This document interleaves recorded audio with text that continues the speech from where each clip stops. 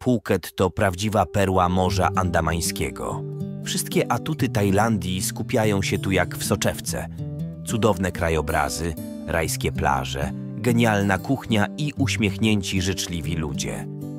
Jeśli dodasz ciekawe zabytki, różnorodną rozrywkę i wiele możliwości aktywnego wypoczynku, otrzymasz idealne miejsce na urlop, a wszystko na jednej wyspie.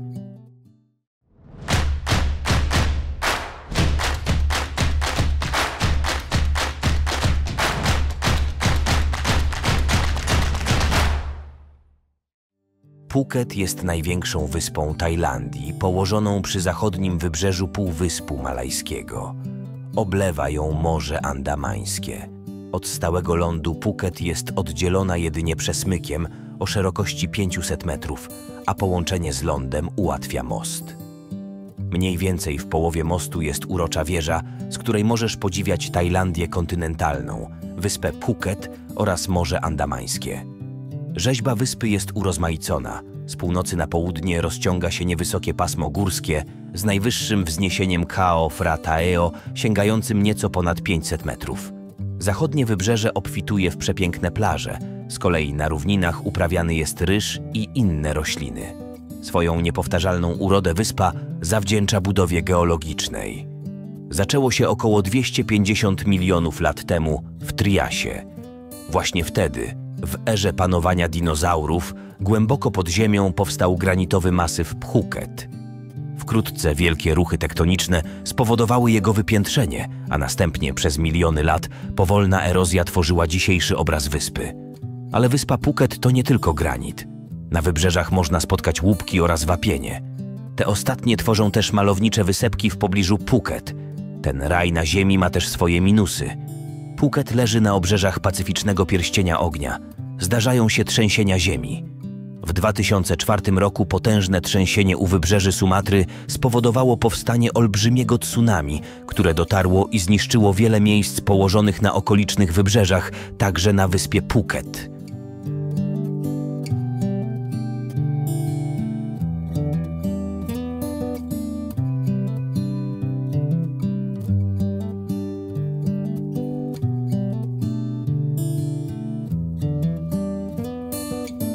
Choć turyści odkryli Phuket stosunkowo niedawno, to jej historia jest o wiele dłuższa i nierozerwalnie spleciona z historią Tajlandii, znanej kiedyś jako Syjam. Położona nieco na uboczu wyspa została zasiedlona w I wieku przed naszą erą. Przez wieki Phuket należał do różnych tajskich królestw, w których dominującą religią był buddyzm, co w dużym stopniu kształtowało sposób życia mieszkańców. W XVI wieku na wyspie odkryto złożacyny, którą eksploatuje się do dziś. Wtedy też na wyspie pojawili się portugalscy kupcy, a 2 wieki później spora liczba Chińczyków osiedlali się także liczni Hindusi.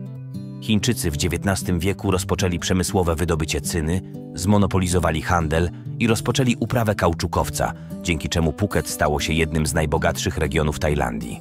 W XIX wieku o wpływy w Tajlandii konkurowały ze sobą Wielka Brytania i Francja, jednak kraj ten, a więc i Phuket, nigdy nie stał się kolonią tych mocarstw. Za to na wyspie do dziś widać wpływy wszystkich kultur, z którymi stykali się mieszkańcy, dzięki czemu tutejsze tradycje i kultura są wyjątkowe. Cyna nie jest dziś głównym źródłem dochodów wyspy, bo o wiele większe znaczenie mają plantacje kauczukowca i turystyka. Ta ostatnia zaczęła się rozwijać w latach 70. XX wieku, gdy na Phuket zbudowano międzynarodowe lotnisko, aby ułatwić handlowcom interesy związane z cyną i kauczukiem. Jednak podróżnicy, którzy odwiedzili tę wyspę, zachwycali się jej urokiem, więc z roku na rok przyjeżdżało coraz więcej osób, aby sprawdzić, czy rzeczywiście jest to rajska wyspa. Szybko postawiono na turystykę, która stała się jednym z głównych źródeł dochodu wyspy, a turyści uważają dziś Phuket za jedno z najatrakcyjniejszych miejsc Tajlandii. Nie martw się, że nie zapamiętasz tych informacji. Wszystko znajdziesz w opisie pod filmem. Oprócz praktycznych porad umieściłem tam także linki do ofert wyjazdów, noclegów, biletów do atrakcji oraz wskazówki, jak uniknąć przewalutowań podczas płatności za granicą. Jeśli skorzystasz z jakiejś oferty, to wiedz, że dzięki temu wsparłeś rozwój mojego kanału.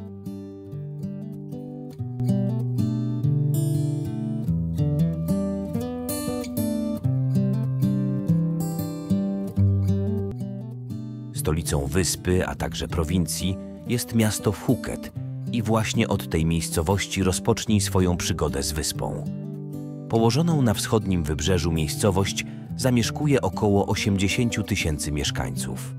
Najciekawszą częścią miasta jest Old Phuket Town, czyli Stare Miasto. Do tego portowego miasta przypływali pierwsi Chińczycy, którzy potem budowali bogactwo wyspy. Ale historia miasta jest o wiele dłuższa. Tworzyli ją Tajowie, Malajowie, potem Chińczycy, Hindusi i Portugalczycy. Dzięki temu kulturowemu miksowi ukształtowała się swoista kultura zwana Baba, która ma nie tylko własny język, ale i styl życia.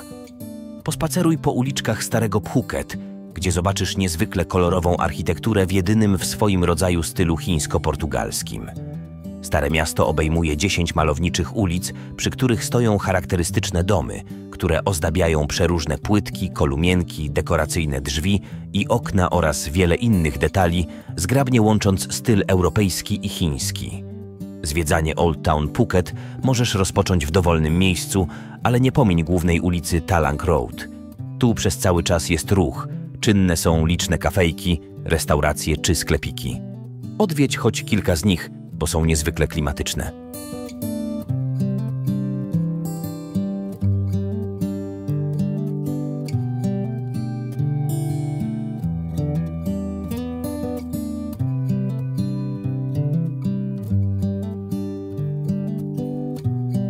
Jak już zauważyłeś, na Phuket jest wiele świątyń, a wśród nich zobaczysz prawdziwe perły. Jedną z nich jest Wat Shalong, najważniejsza i największa świątynia buddyjska na wyspie. To zbudowane na początku XIX wieku sanktuarium stanowi centrum duchowe wyznawców buddyzmu. Tutejsi mnisi nie tylko jednak służą wsparciu duchowemu, ale też pomagają w inny sposób. W czasie powstania chińskich górników pod koniec XIX wieku zapewnili bezpieczne schronienie okolicznej ludności i pomagali rannym, wykorzystując swoją wiedzę z zakresu zielarstwa. Wszystkie świątynne budowle otacza wypielęgnowana zieleń. W głównej świątyni przyjrzyj się niezwykle misternemu wykończeniu, które pokazuje kunszt budowniczych. Obserwuj, jak Tajowie składają ofiary, czyli kwiaty lotosu oraz małe płatki złotego papieru, które nakładają na posągi mnichów. Przed wejściem do świątyni nie zapomnij o zdjęciu butów. Nowym, a jednocześnie najwyższym budynkiem świątynnego kompleksu jest Wat Chalonchedi, czyli stupa będąca rodzajem relikwiarza. Ta 60-metrowa konstrukcja ma 3 piętra, a na ścianach i sufitach zobaczysz malowidła z etapami życia Buddy. Wszędzie będą cię otaczać złote posągi Buddy, które są darami dla świątyni. Wejdź na 3. piętro, na którym umieszczono ważną dla buddystów relikwię, czyli fragment kości Buddy.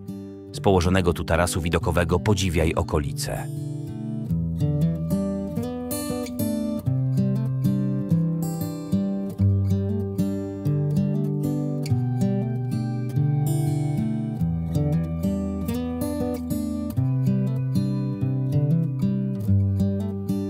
Ze świątyni blisko masz na wzgórze Nakkert, gdzie znajduje się posąg siedzącego wielkiego Buddy.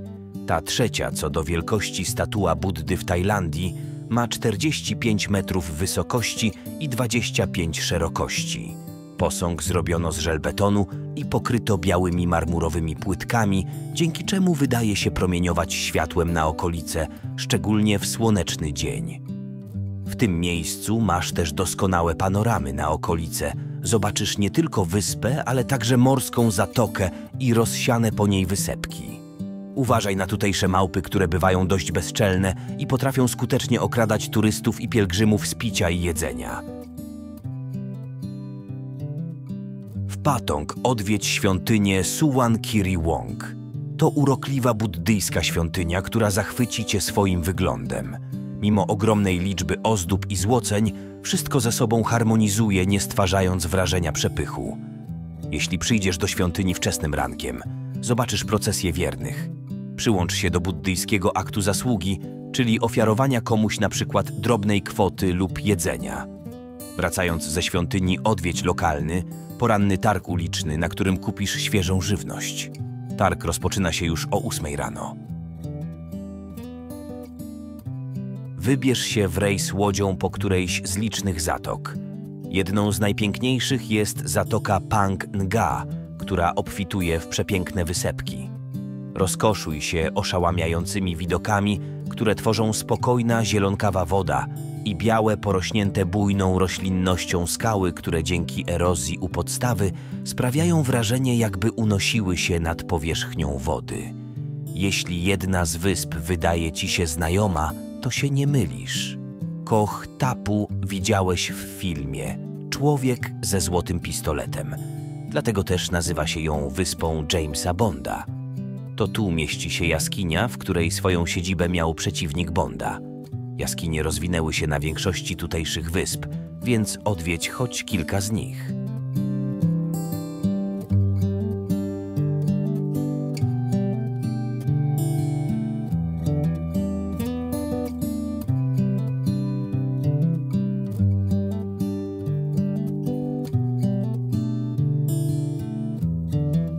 Na wyspie jest sporo świetnych punktów, z których możesz podziwiać rozległe panoramy wyspy, jednak kilka wyróżnia się szczególnie.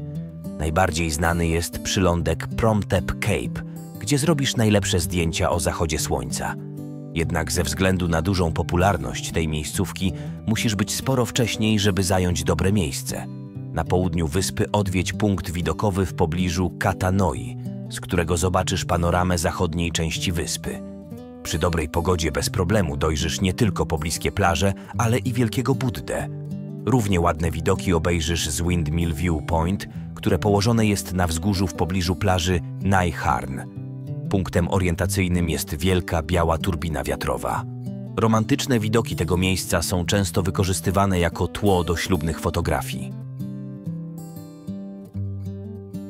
Phuket słynie z plaż. To właśnie od nich rozpoczęła się turystyczna kariera wyspy. Odwiedź choć kilka z nich, aby odpocząć, popływać w ciepłym, czystym morzu i poznać barwny podwodny świat, nurkując lub uprawiając snorkeling. Najbardziej znana jest plaża w Patong. Znajdziesz tam wszystko, co jest potrzebne do dobrej zabawy. Złoty piasek, doskonała infrastruktura turystyczna, możliwość windsurfingu i nurkowania pozwoli ci świetnie wypocząć, a wieczorem możesz korzystać z bogatej oferty rozmaitych klubów, restauracji i innych lokali z doskonałym jedzeniem i często muzyką na żywo. Jeśli wolisz nieco spokojniejsze miejsce do plażowania, wybierz kameralną plażę Katanoi. Tu również masz złoty piach, malownicze, zielone wzgórza dookoła i turkusową wodę, ale zdecydowanie mniej plażowiczów. Podobne walory ma kolejna plaża w pobliżu, czyli Karon. Tropikalna zieleń, złocisty piasek i turkusowa, krystalicznie czysta woda zachwycą cię i pozwolą na niczym niezmącony wypoczynek. Ale uroczych plaż jest tu o wiele więcej. Możesz też odwiedzić Bang Tao, Surin, Kamala, Paradise czy inne, które sam odkryjesz.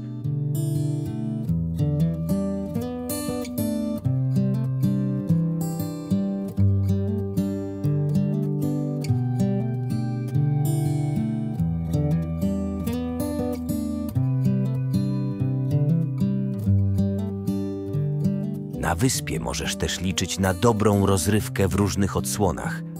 Odwiedź park rozrywki Phuket Fantasy, gdzie główną atrakcją są niezwykłe przedstawienia oparte o barwne tajskie mity i legendy. Nie martw się, że nie znasz tajskiego, bowiem językiem spektakli jest muzyka. Jeśli masz ochotę na nocne szaleństwa, to odwiedź Bangla Road w Patang. To najbardziej rozrywkowa ulica na wyspie, ale w większości turystycznych miejscowości znajdziesz świetne miejsca na wieczorne szaleństwa z dobrym jedzeniem i muzyką. Doskonałym wyborem będzie na przykład kurort Karon czy urozmaicona oferta w mieście Phuket.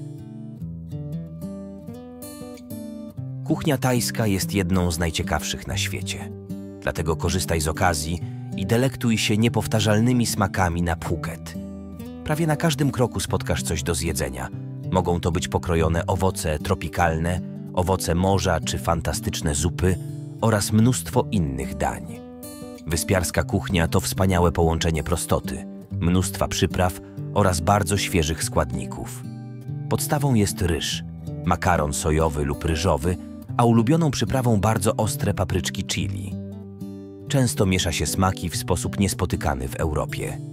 Koniecznie spróbuj sztandarowej zupy tom yum o smaku pikantno-kwaśnym oraz smażonego makaronu z różnymi dodatkami, zwanego pad thai.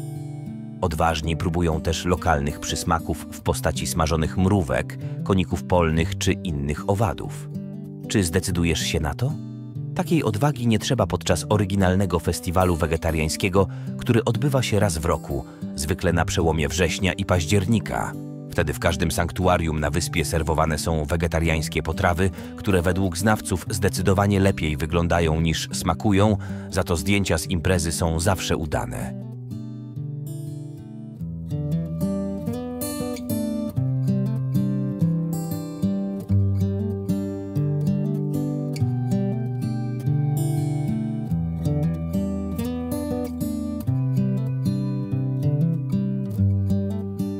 Tropikalny klimat Phuket sprawia, że przez cały rok jest tu bardzo ciepło, a temperatury w dzień wynoszą około 30 stopni. Temperatura wody jest stała i waha się średnio od 28 do 30 stopni. Wyróżnia się dwie pory roku: suchą od grudnia do marca i deszczową od maja do października, a kwiecień i październik to miesiące przejściowe. Na Phuket zawsze jest dobra pogoda dla turystów, bo nawet w porze deszczowej opady są raz lub dwa razy dziennie, a poza tym jest pogodnie.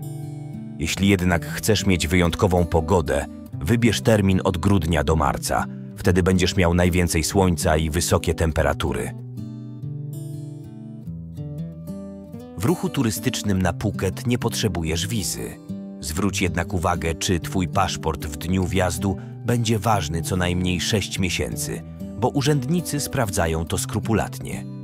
Oprócz paszportu musisz mieć też bilet powrotny oraz odpowiednie środki finansowe. Na Phuket bez problemu dolecisz samolotem, ponieważ jest tam międzynarodowe lotnisko. Z Polski nie ma regularnych lotów na wyspę, jednak bez problemu dolecisz tam z przesiadką np. w Doha, Dubaju czy Frankfurcie. Możesz też polować na loty czarterowe, które niekiedy mają wolne miejsca na bezpośredni lot na Phuket. Dobrym rozwiązaniem jest lot do Bangkoku, a stamtąd bezpośrednio na wyspę. Z Bangkoku samoloty latają na wyspę kilkanaście razy na dobę. Przygotuj się na długą podróż, bo średni czas lotu to około 16 godzin, a do pokonania masz sporo ponad 8000 kilometrów. Jak w całej Tajlandii, także na wyspie bardzo popularne są skutery. To świetny sposób na zwiedzanie wyspy, jednak jeśli nie jeździłeś wcześniej na motocyklach, to raczej wybierz inny sposób podróżowania. Jeśli nie będziesz sam, to lepszą opcją jest wypożyczenie samochodu. Warto mieć międzynarodowe prawo jazdy, bo większość wypożyczalni tego wymaga. Nie zapomnij, że obowiązuje ruch lewostronny. Na Phuket nie ma właściwie klasycznego transportu publicznego. Popularne są niebieskie busy, które mają tę zaletę, że są tanie i jeżdżą po wyznaczonych trasach, ale nie licz w nich na wygodę. Korzystaj z taksówek, które zamawiaj za pomocą międzynarodowych aplikacji, dzięki czemu będzie wiedział, ile zapłacisz. Są też taksówki z taksometrem, jednak zwykle są droższe niż te z aplikacji, szczególnie przy atrakcjach turystycznych. Na Phuket są też tuk-tuki, czyli popularne trójkołowce. To na pewno turystyczna atrakcja i możesz się nimi przejechać, jednak raczej wybieraj inne formy podróżowania. Tuk-tuki są tutaj droższe niż taksówki z taksometrem i zdecydowanie niewygodne. Językiem urzędowym jest tajski, a obowiązującą walutą baht. Phuket jest raczej bezpiecznym miejscem, choć jak w każdym turystycznym miejscu czyhają liczne pułapki w postaci kieszonkowców i oszustów. Mieszkańcy są przyjaźnie nastawieni do przyjezdnych, jednak staraj się zachowywać zgodnie z ich zwyczajami. Okazywanie publicznie silnych emocji czy uczuć jest niezbyt dobrze widziane. Chodzenie w skąpych strojach poza plażami i miejscami wypoczynkowymi jest niedopuszczalne. Najlepiej wzorować się na ubiorach miejscowych. Nie pokazuj nikogo stopą, nie kładź jej na krześle ani nic, czy nikogo nią nie dotykaj, bo dla Tajów to nieczysta część ciała. Staraj się za to brać wszystko prawą ręką. Pamiętaj o zdejmowaniu butów przed wejściem do domu i świątyni. Okazuj też szacunek rodzinie królewskiej.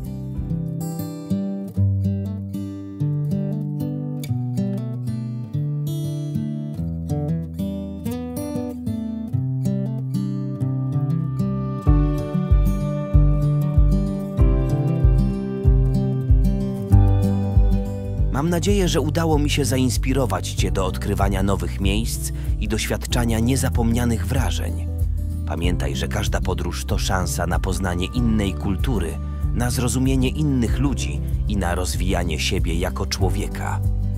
Jeśli planujesz swoją własną przygodę, to nie zapomnij skorzystać z linków w opisie pod filmem, aby zarezerwować noclegi i bilety do atrakcji na miejscu oraz zamówić kartę do tanich płatności za granicą.